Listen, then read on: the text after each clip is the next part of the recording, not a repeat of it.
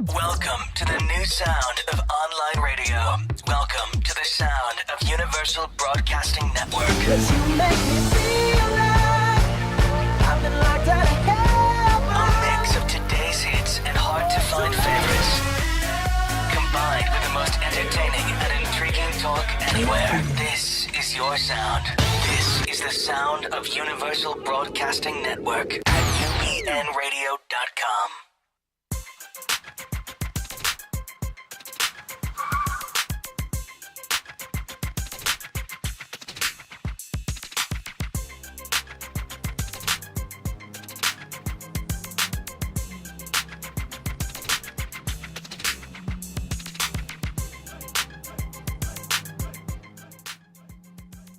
It's time for the Bonnie Sher Show, a whirlwind of wit, wisdom, celebrity, and the boomer life.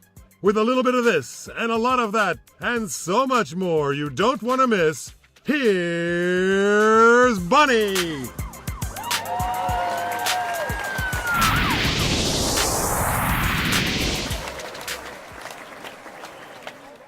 Well, hello and welcome, old friends and new, to the Bonnie Sher Show. I'm your host, I'm Bonnie. And Bonnie's here to guide you through the world of entertainment, through the great boomer generation, of course, the type 1 diabetes community. So thank you for tuning in, and please feel free to share your thoughts. You can call in at 323-843-2826, or you can follow the hashtag #BeShareRadio. So before we get today's show on the road, I'd like to take a second to acknowledge jazz great Wayne Cobham from our Super Duper Hero theme song. Thanks, Wayne. And I'd also like to say thank you to I forget who I'm saying thank you to, but the whole world, here it comes. Okay, it's Corey Bowen of Kronen Anchor Jewelry. You can visit them on Etsy as well as on Twitter. You can visit them. They will give you more information on the pieces which they allow me to wear in exchange for this promotional message. When we come back, singer and showman Mark Arthur Miller. Your life story is more than the things you do.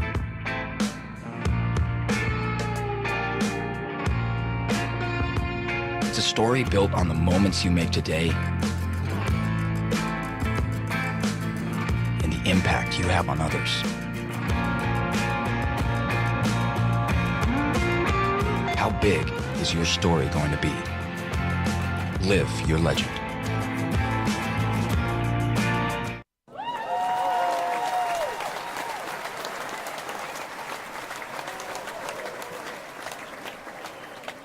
Mark Arthur Miller is the son of legendary Motown hit maker Ron Miller, and as such, Mark comes by his talent honestly. This singer-songwriter has a new CD entitled Soul Searching, which, as I understand, is having its debut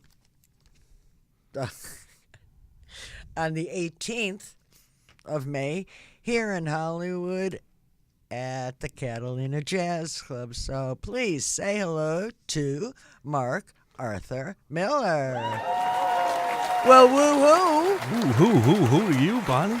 Hi-yo. Hello to you. Hello there. I love this place. The place is packed. There's a big house in here. Big audience. Yeah.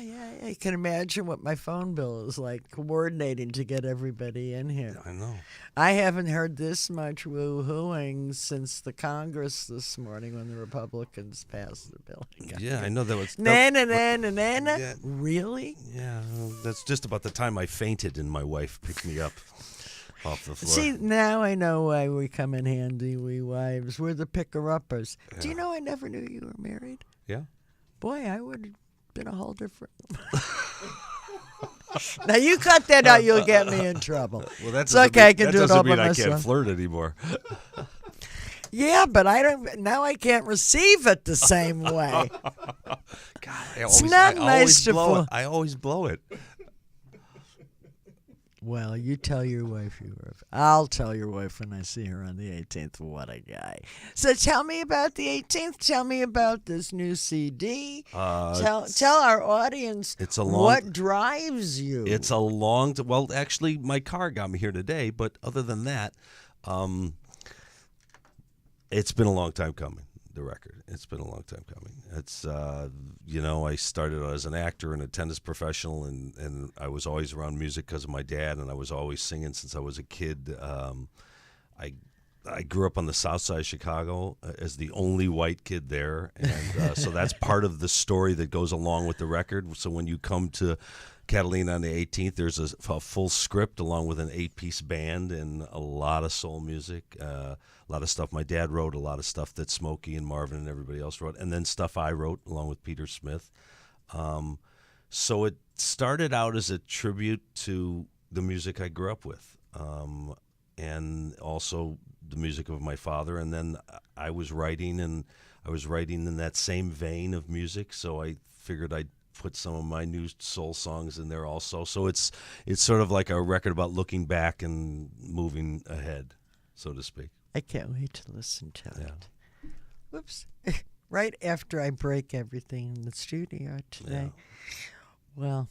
Well, so what, you've been singing for a long time. What do you do when you're not singing?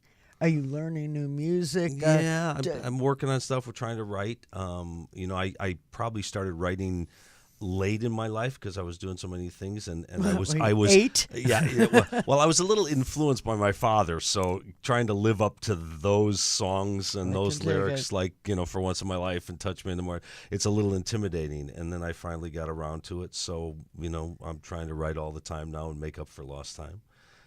Trying to get the music out there. As great as this is, you already move on. I mean, I'm trying to push this record and get everyone to hear it and do shows all over the country, hopefully. And you're already on to the next song and working on the next lyric and the next music. So it's a constant thing, and that's the beauty of it, I think. Yeah. There would have to be. I mean, I know the performance is such a great feeling and such a great release, but boy, I think if people knew how much goes into, you're doing an hour show, you're going to sing a couple songs. Yep, that's it. Exactly. That's it. There's also that part about I am no longer 15. I don't remember lyrics like I used to. Exactly. So I still have to do the same thing. I have to write them. Yeah. And then not look at them when you're in front of an audience. Because I think you're asking too much. No, that's when you have to get that sly, shady. Like you think nobody notices that you're looking like this.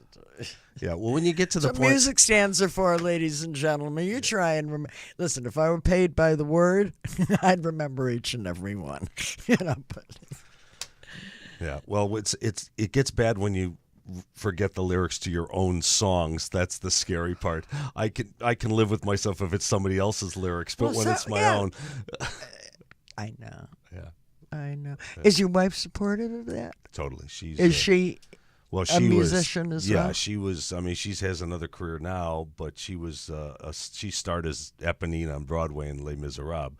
So we met singing. So she really sings. I mean, I sing. She really sings. What a nice thing to say.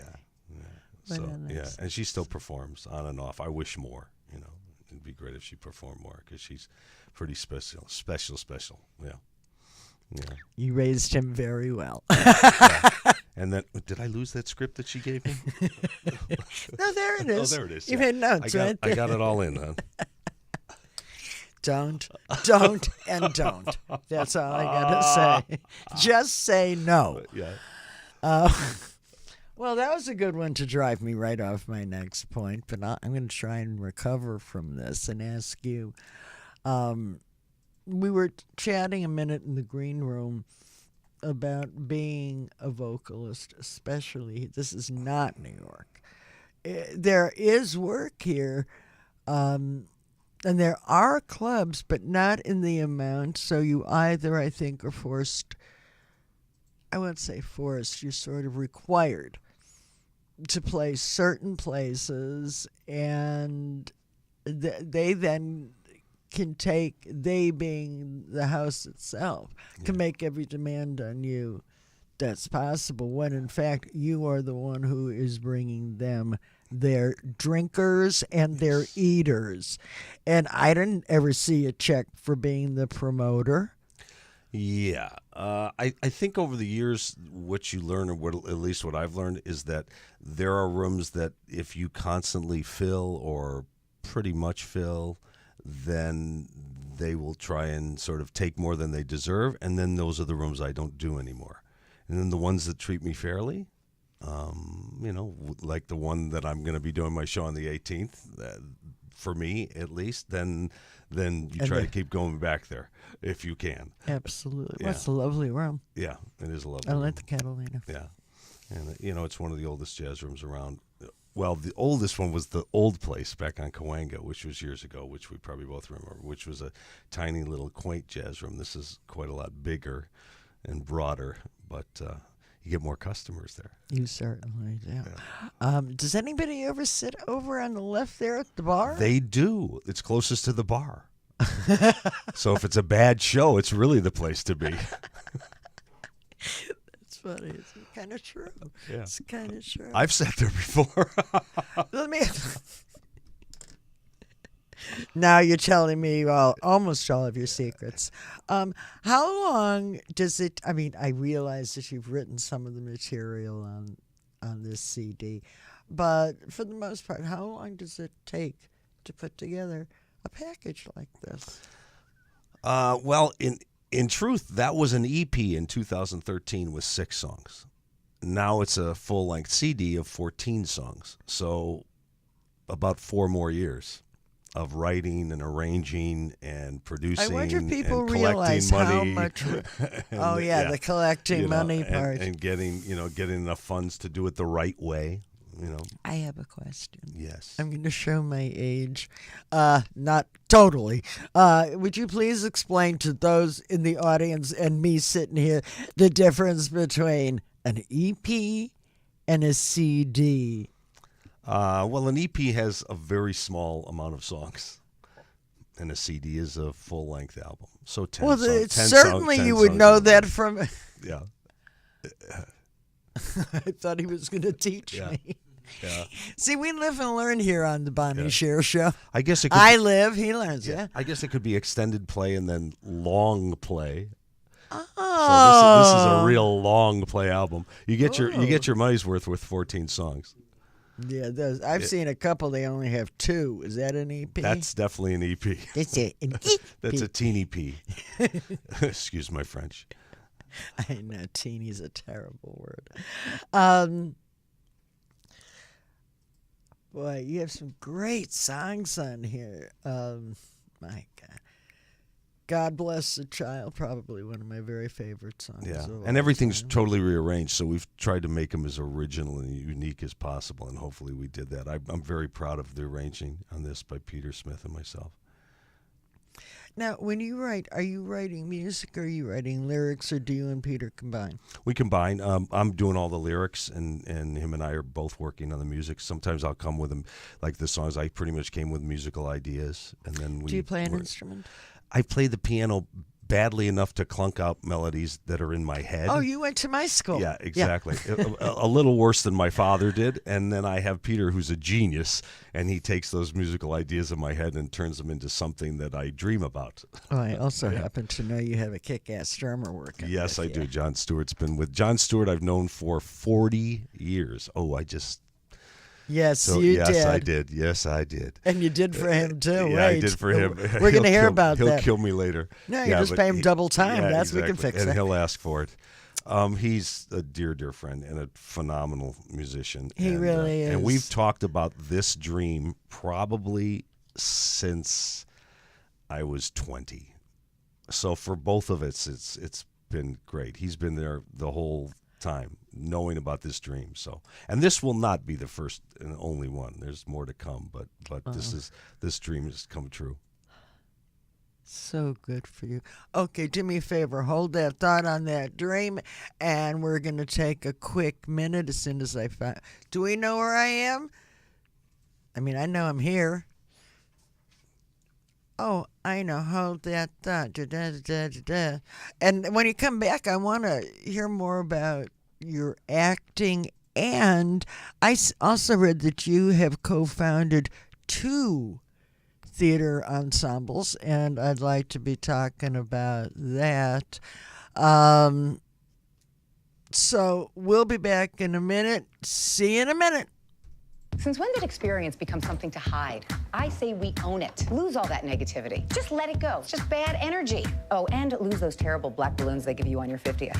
What's up with that? Hey, we hear you. That's why our members love AARP the magazine. It celebrates you with fun and provocative content, from lifestyle and entertainment to in-depth reporting. And it's just one of the great benefits of membership. If you don't think this is right for me when you think AARP, then you don't know ARP. Get to know us at aarp.org/possibilities. To be at peace with myself is the most prominent thing, and I am at peace with myself. I didn't deal this deck, I'm just playing the game. That's all. That's it. Meals on Wheels has given me a mode of freedom that I wouldn't have otherwise. And making sure that I get the nutrition that I need, and it's a balanced meal. My name is Maurice McGriff. America, let's do lunch. Drop off a hot meal and say hello. Volunteer by donating your lunch break at americaletsdolunch.org.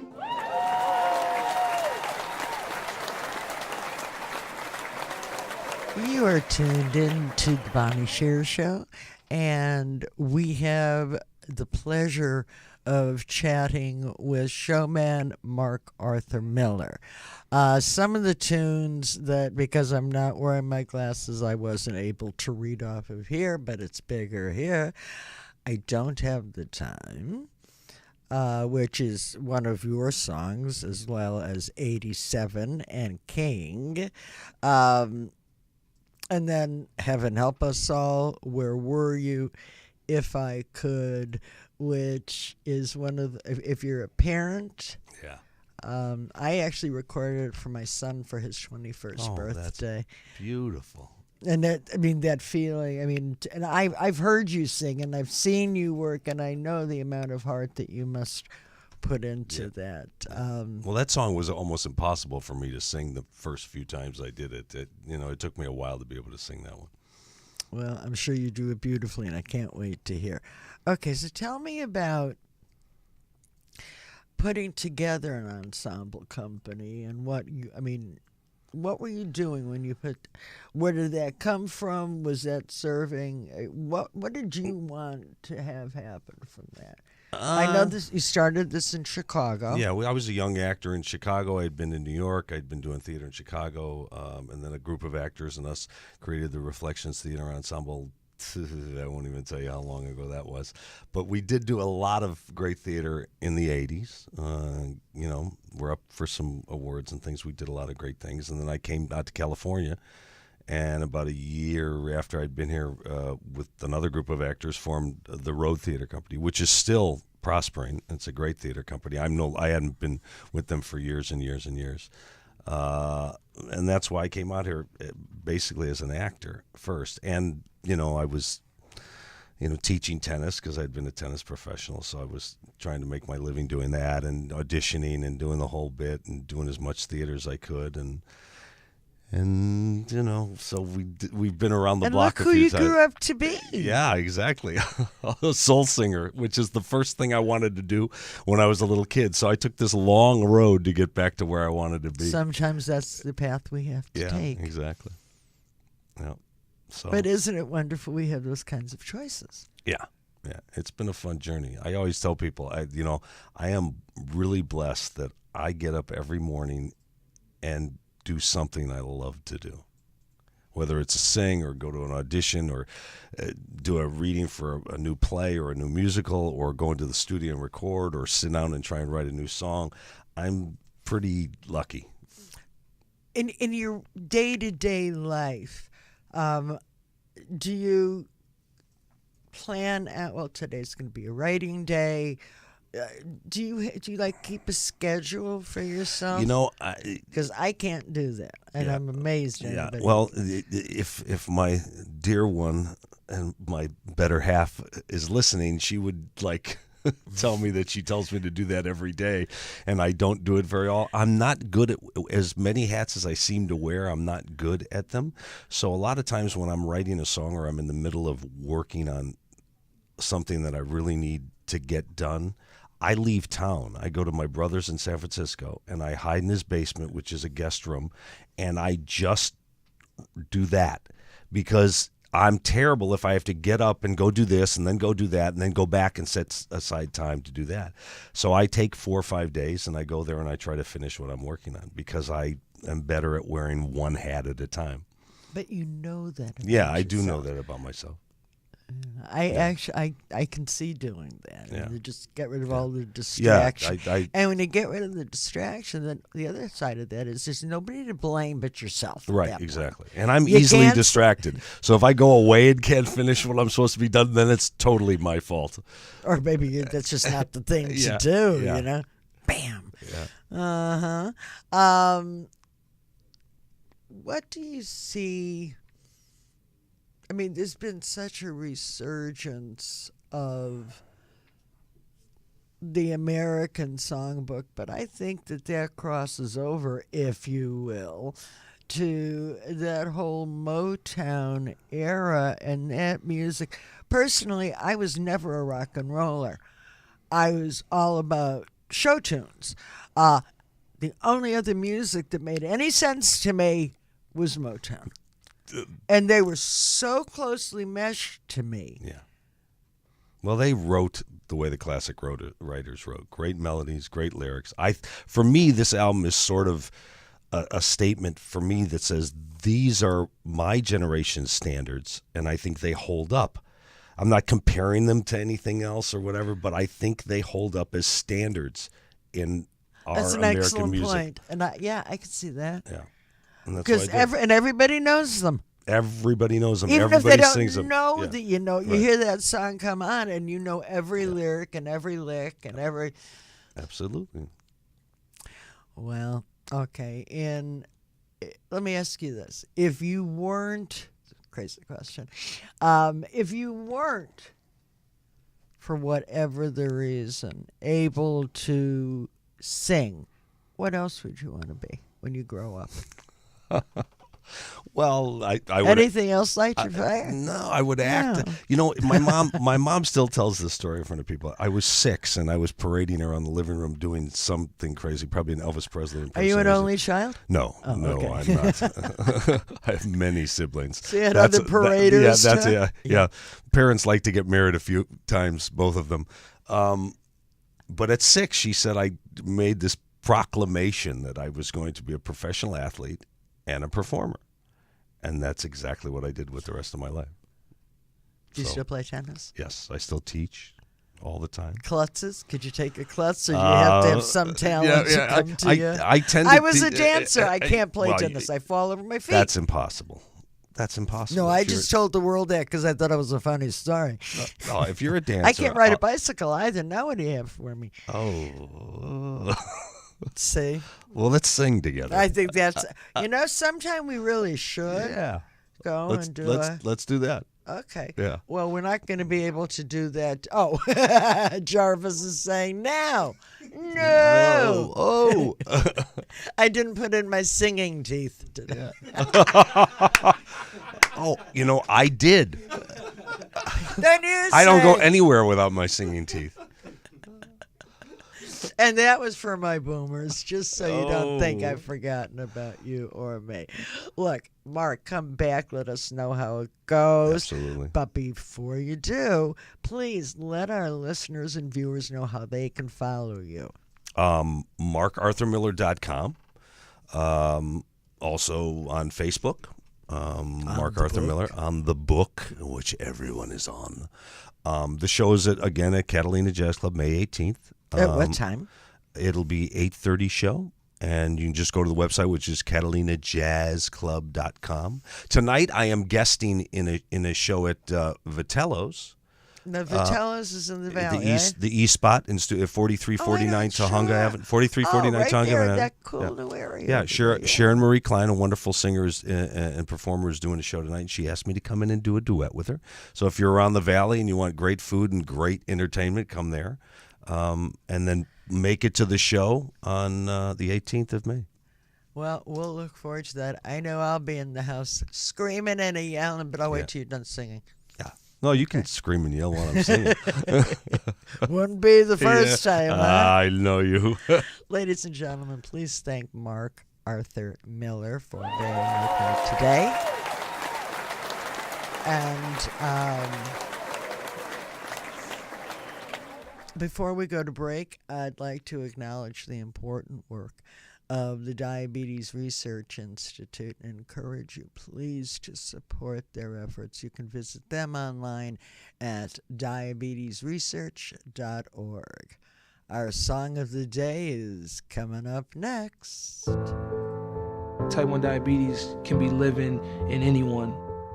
Type 1 diabetes is when your pancreas doesn't produce insulin. It's not caused by your diet. It's not caused by anything you did. Type 1 diabetes can be very serious. Blindness, amputation. Learn more about type 1 diabetes. Help support JDRF finding a cure. T1D looks like my brother. T1D looks like a friend. Type 1 diabetes looks like me.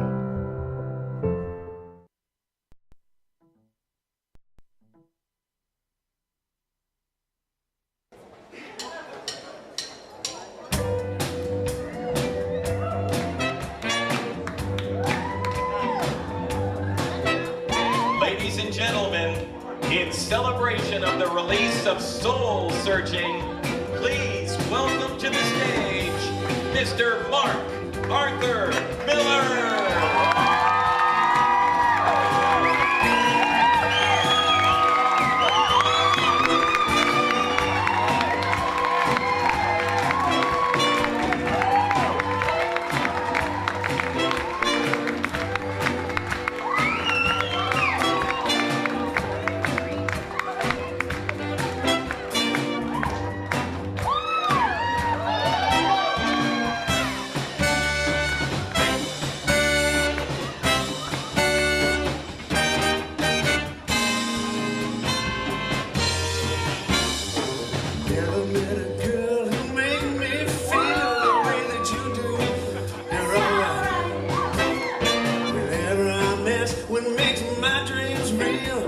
Say that it's you. Settle it deep, twiddle it down. Look out, baby, 'cause here I come. I'm bringing you love, it's true, so get ready. Get ready. I'm gonna try to make you love me too, so get ready. Get ready, 'cause here I come.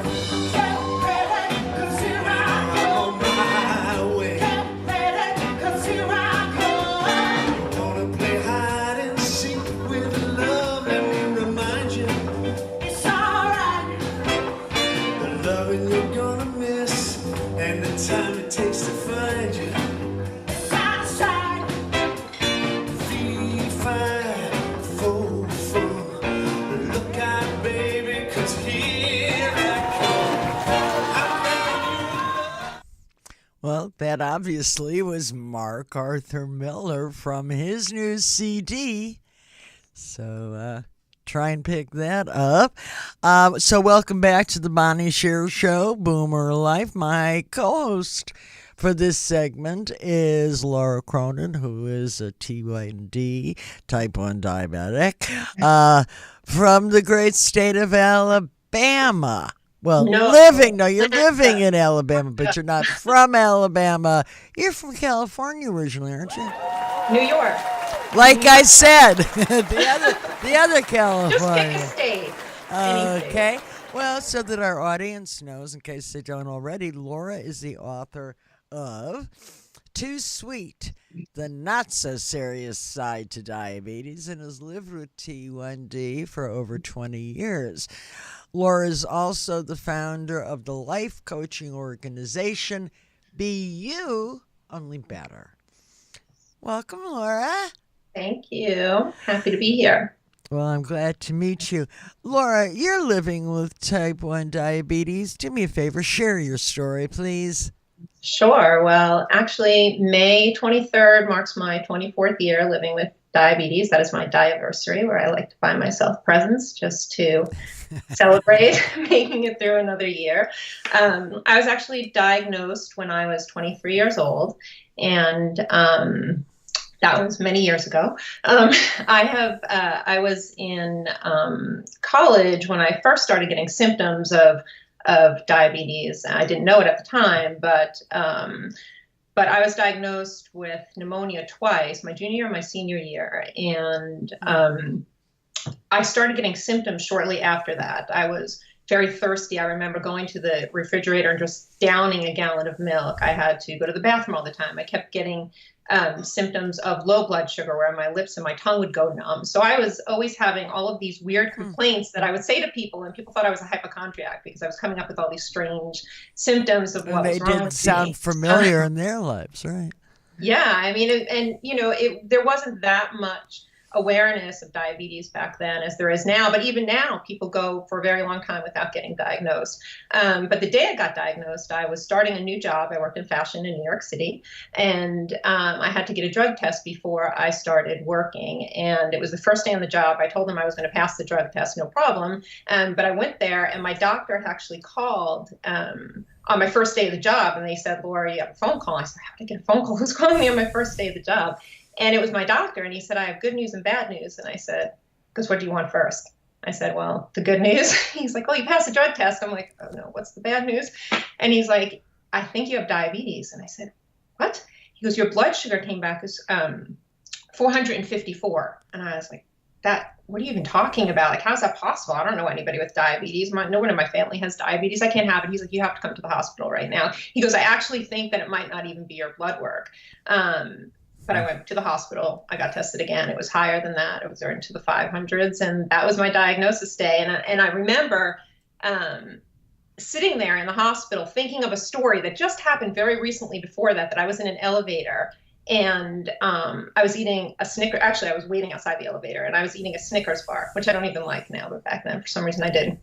And I walked into the elevator, and there was an older man in there, and I took a bite of the Snickers bar, and this man said to me, "You know, if I ate that, that would kill me." And I was like, "Oh my God, do you have a peanut allergy? Like, what's wrong?" I put it away. And he said, "No, I'm diabetic." And that was the first thing that was going through my head. I'm like, I can't eat chocolate or candy or anything ever again. And truthfully, that was the thing that was most devastating to me, that I couldn't eat chocolate anymore, or candy or food or just anything that made my mouth happy. So that's the mouth having the party for the stomach. That's the pre-party, right? Yeah, right. And that's the pre-party. Yeah. So that was my diagnosis. And now 24 years later, here I am. Actually healthier than then, so that's good. That's what we want to hear, and that's what hopefully we can accomplish. I mean, well, you know that story. But what I'd like to ask you now, and this is a question that I pose to all of my T1 co-hosts, which is, what T1 issue, thought it can be, would you like to bring to our community today? Because we're here to listen to you. Well, I'm a coach for people with diabetes. That's one of the things that I do. And like you said, I also wrote a book about it. And I work with patient advocacy and and working with patient outreach programs to help people that are diagnosed. And I think that the most important thing that you can do when you have diabetes to be healthy is, actually there's two things, especially with type 1D we're talking about especially, is test your blood sugar and take insulin. Those are the number one and number two things. And the more you test your blood sugar, the tighter control you're going to have with your numbers and ultimately your health. And it's kind of either a no-brainer, either using a meter to test it, or you have a Dexcom. I personally have a Dexcom, which I absolutely love to know my blood sugar trends all the time. I know not everybody is able to get that with their insurance, and that's kind of very unfortunate. Maybe things will change going forward. Who knows? But that's the first thing. Then the second thing, of course, is the insulin. And I have done everything. I am the first person to jump on the next thing because I want to have something that manages my diabetes to the best possible place. And of course, I was on regular syringes, injections. I was on the pump for 8 years. I did the Omnipod. I was doing FlexPen up until the point that I was introduced to inhalable insulin. The brand is called Afrezza, is the name of the insulin. And at that point, after being introduced to it and being on it for a week, I actually felt that something has finally made a difference with my diabetes. So I really wanted to talk about the changes and the differences that inhalable insulin can provide in comparison to injectable insulin for people with diabetes. So, okay, well, so for starters, the first thing that you think about is that you're not taking shots anymore. And that's everybody's first inclination is to be like, well, I don't have to take a shot anymore. It's great. But you know what, after 24 years, a shot's a shot. Like, I'm like, I don't care. You could poke me all day long. That sounded bad. you could poke me and it's like, it doesn't even bother me anymore. I could do it in my sleep. It's like a needle's a needle. It doesn't bother me. But for a lot of people, especially newly diagnosed people, to have the thought of having to take injections all day long is very scary, and it's not very comfortable when everything's new and you're not hitting the same place over and over again. You kind of deaden the nerves there. So, but that is the first thing. You're not taking a shot anymore. The second amazing quality to it is that it's ultra rapid acting. So when I used to take regular, and let's say my blood sugar's high. Let's say I had a 250 high blood sugar for some reason because I ate pasta, like very bad diabetic. And my blood sugar was 250. Now, in order to bring that down on injectable insulin, I would take that and it would take a couple hours by the time it would get down to a place that would be normal again. With the Afrezza, you inhale the insulin and within 3 minutes it starts working. I can actually see on my Dexcom how it stops the trend of going up, turns it to the side, turns it that way, and then starts going down super fast. And in 45 minutes, my blood sugar is completely back to normal again. And that to me is huge because it doesn't, you're having highs for a lesser period of time. And that in itself is a huge factor of a reason that I absolutely love it. The other thing is the insulin only stays in your body for an hour and 15 minutes, approximately. Everybody's a little bit different, but approximately an hour and 15 minutes. So that means you're in complete control of your numbers. So if you're going to bed and you took your insulin, you inhaled the insulin an hour and 15 minutes, an hour and a half before you went to bed, when you go to bed, that's your number. You're not going to wake up 2 hours, 3 hours later with a low blood sugar. Your low blood sugars are almost eliminated. And that was the selling thing for me, is that I used to have low blood sugars all the time, every day, in fact, because I tried to keep such tight control of my numbers because your A1C, right? Everybody, that's the number you're always shooting for. And I was always trying to have a great A1C, but I did it at the expense of a lot of lows. So instead of like when you saw my A1C number, it would be highs and lows balancing off to be my A1C. And my A1C was always 6.9 or whatever, but that was taking tons of highs and tons of lows and averaging them out. Now I stay in perfect control the majority of the time because I don't have those highs and lows anymore. Because the highs you can catch so quick and bring them down so fast when they do happen. Because let's face it, okay, I'm diabetic. I'm not perfect. Nobody is that has diabetes, because if you never had high blood sugars and low blood sugars, you wouldn't be diabetic, right? So Nate, just ask one question. Yeah. So you're using the Afrezza before meals. Do you no longer use a basal insulin? No, you need to use a basal. So at night I use Tresiba. And I think the combination of Tresiba and Afrezza is the holy grail of diabetes management. And throw in the Dexcom and it's like you're not even diabetic. And I say that with a lot of weight because, 24 years, right? This is not my first time around the block with this. You either. We've been here a really long time, and it's very, for me, I won't even say rare. It's like finding it's a unicorn. It never existed before that I felt this good and didn't feel like I had diabetes a majority of the time. So that being said, it's just truly like people use, game changer. It seems to be a bit of a overused phrase, but if I was going to use it anywhere, it's right here. This is a complete game changer, this drug. And I seriously wake up every day thankful for it. And the list of things I'm thankful for, it's there. It's amazing. Okay, I've got one more question about the Afrezza. From what I understand, is that it comes, I think, in, 4 units and 8 units? Yes. What if 4 units is too much? Well, there's two things. I have a little trick that I do with that, and I'll tell you about that. But I know in speaking to the people there that they are going to be coming out with the 2-unit cartridge. But see, 4 units is not the same 4 units of injectable insulin. Well, that's an important point. Thank you. Yeah. So one of the other things is that you don't have to carb count with Afrezza. If you were going to take between 1 and 4 units of injectable insulin, you would take a 4-unit cartridge. If you were going to take between 4 and 8 units of injectable insulin, you would take the 8-unit cartridge, and so on. Now they have a 12-unit cartridge. If you needed 24 units, some people, I happen to be very insulin sensitive, so I need lesser amounts. So I do need 2 units a lot, and I actually have a trick where I break open the cartridge and just pour a little out and then take it, and it's a 2-unit cartridge, and it's so simple to do. I love DIY. Do it yourself. Well, that's what we have to do. Yeah, I am so glad you're talking about this. So I mean, that's off label. I don't work for the company, so I can say whatever I want, so it doesn't matter.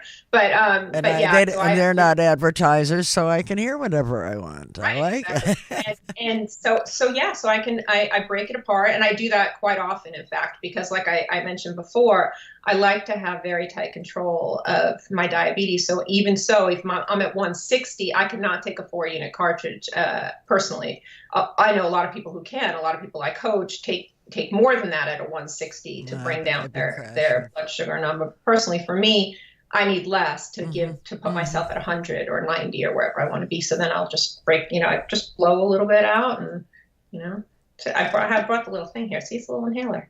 It's like nothing. It is. It's very cute. I'd like that picture of you that I saw on Facebook. One? Yes. Well, it's funny because the people that are on this drug, and I know a bunch of them, but everybody is crazy like me about it because there's nothing like it out there, and there's nothing that has made such a big difference. Are there any restrictions to people? Yes, I believe that if you have any lung issues before starting the drug, I don't think that you can take it. What I will say is that I got diagnosed, I got the flu back in February, and I got pneumonia on top of that, and I was so sick, and pneumonia, you're like, ugh, feeling horrible. And I was able to take the drug no problem, and it kept my blood sugars perfect the entire time. And I even went to a pulmonologist during the pneumonia because I had to go through 2 different rounds of antibiotics. Anyway, boring story.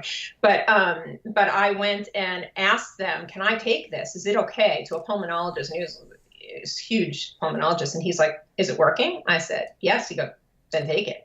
And then, so it's like, it's just a really, I don't know. I mean, I've had absolutely not one single problem with it. And it's truly, like, to me, it's like, I think it's like magic. That's what I say to people. I'm like, don't even worry about how it works. It's magic. My pump is about to die. I know it is. And it's out of warranty. And gee, it sounds like something I would seriously like to talk to Dr. Drexler about for me. Right. I'm sure Dr. Drexler is a pretty forward-thinking doctor. I'm sure he is that. Laura, do me a favor, please. Tell the audience how they can follow you and keep up with your doings. Sure. Well, my website is beyouonlybetter.com, and you have to spell that all out. And so it's beyouonlybetter.com. I'm also on Twitter at beyouonlybetter.com, and you spell it all out again. I am on Instagram with the same thing, Be You Only Better. See, I got the market on all of these. And where else am I? Facebook, Be You Only Better. I'm everywhere. Good. Well, we want to see that. Thank you so very much. Thank you. Can I also give a shout out to somebody? You may. Okay, well, first of all, I have a lot of diabetic friends, and one just happened to, I wrote a book, and I know what a labor of love that is. It's right here.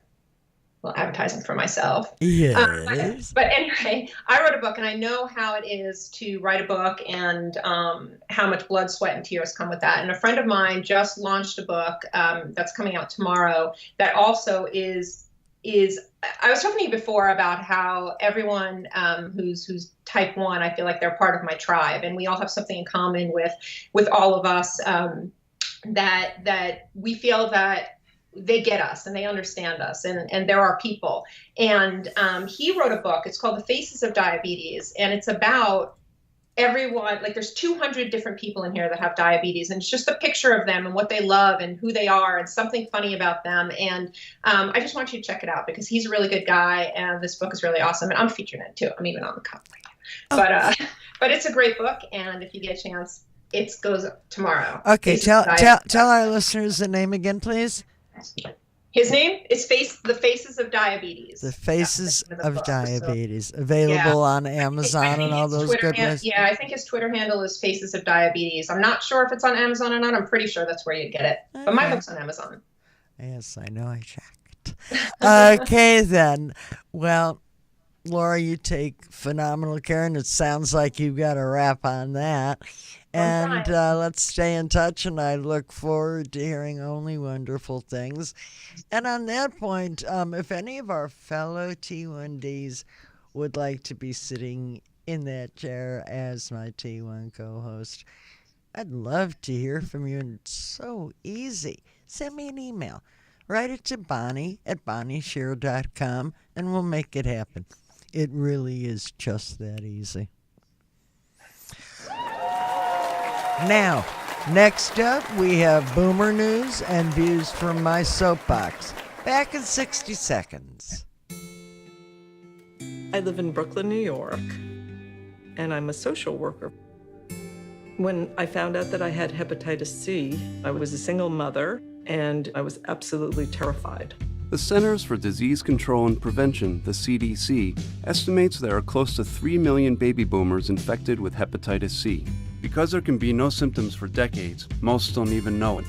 But if detected in time, Hep C can be cured, and the treatment is simple. Today I feel great. I'm a healthy 65-year-old. I bike to work, I go to the gym, and I've cleared the virus. The CDC is urging everybody born between 1945 and 1965 to get tested. It's an easy one-time blood test that may be covered by insurance. I got a disease that could have killed me, but I saved my own life by getting tested. Don't wait. Ask your doctor about getting tested for Hep C, because knowing is everything.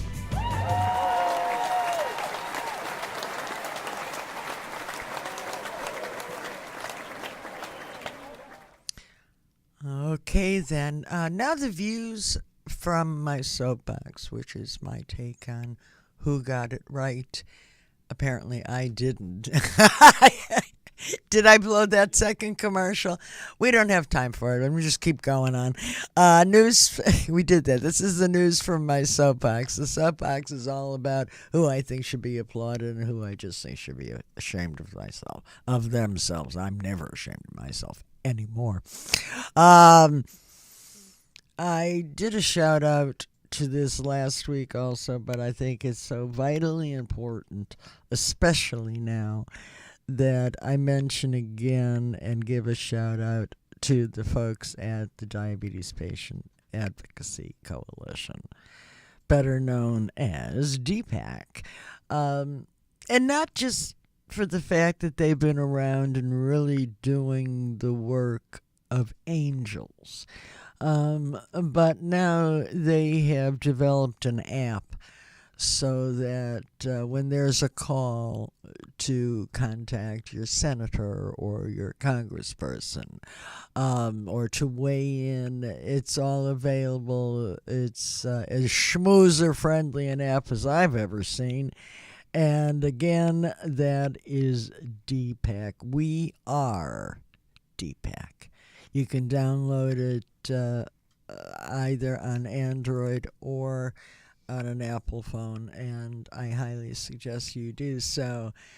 And pitch in. We need all the help we can get. Now, for my shout down, I don't think it's going to come as any big surprise to anybody that I was appalled at the fact that Congress did pass this draconian and back-thinking attempt to defeat Obamacare and rewrite Trump care. And I understand that it still has to go through the Senate and all of that, and we'll see if they pass it or not. But in the meantime, I think not only was I heartbroken at the decision that our Congress took, but acting like a bunch of 6-year-olds, na to their Democratic brethren. Well, that made me want to throw up a little. I'm devastated. I'm devastated for all of us. And all we can do is talk. This is especially another reason for that fabulous app that We Are DPAC has created. Let your representatives and your senators know how you're feeling. 2018 is coming. They're going to want to think that somebody's going to show up to vote. And also, Congress is on vacation. They have an 11-day long weekend right now. They're going to be back home. Go talk to them. Tell them Bonnie sent you. Okay, then. Before we say goodbye, boy, this really does have me thinking. Before we say goodbye, I want to thank my two guests, the wonderful Mark Arthur Miller and my new friend T1D Laura Kronen, who is not from Atlanta, Georgia. She's really from New York, but she's hiding out in Atlanta now. That's our show, and I hope you'll return next week for another 52 minutes trip through the land of Bonnie, through the world of entertainment, through the great baby boomer generation, and of course, the T1D community. Until then, please visit me at bonniesher.com. You can follow the number 1 Bonnie Sher on Twitter, and like the Bonnie Sings Lena fan page on Facebook. Many of you, I think, are aware of the enormous role that Sammy Davis Jr. played in my career. He was my mentor. He was my friend. And I like to end my show each week sort of Carol Burnett style with a nod and a wink to Mr. D. This one was for you, Mr. D. Take care, everybody. We'll see you next week. Thanks for being here.